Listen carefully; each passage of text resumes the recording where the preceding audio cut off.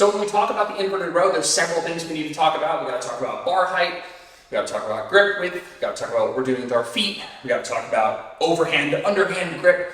And so we have a couple things to cover. So we're going to start with the bar height. The higher the bar, the easier it's going to be. The lower the bar goes, the more parallel with the floor you're going to be, and the more weight you're going to have to pull, it gets harder.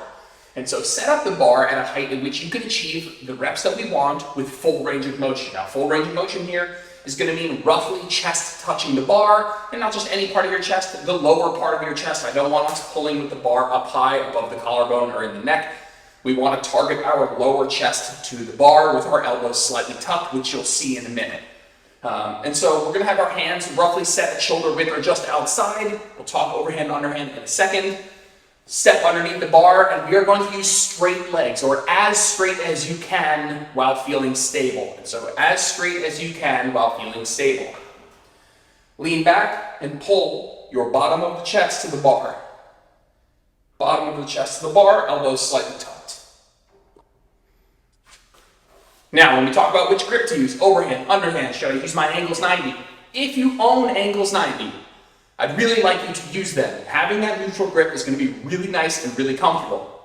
If you don't have Angles 90, you can use a pair of D handles like I have here, and you can just kind of let them sit at roughly shoulder width.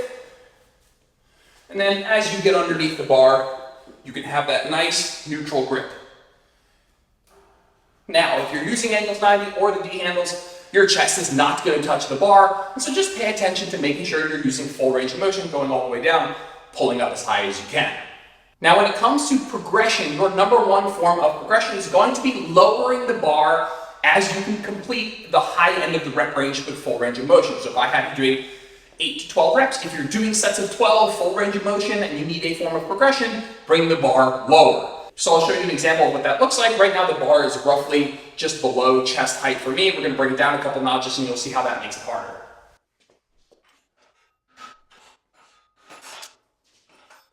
Now again, if you don't have Angles 90 or the D handles here, and you're deciding between overhand and underhand grip, I do not care which one you use. I want you to use whichever one feels more comfortable to you. Chances are, if you try both, one of them will feel more comfortable than the other. Please go with that one. Now, taking a look at a lower bar position, what that's going to look like, again, I want my legs to be as straight as possible, and I want to aim the bottom of my chest to the bar.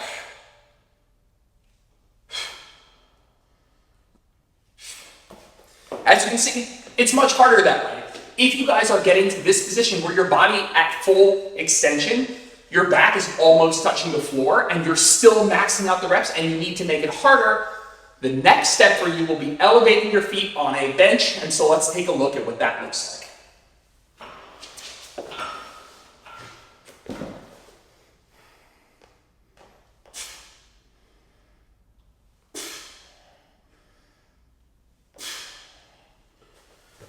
Now, if you get to doing that for the high end of the rep range and you still need more weight, you can do one of two things. You can start adding a pause at the top, which I promise will make it extremely difficult, or you can have somebody rest a plate on your chest and you can go ahead and do the reps that way.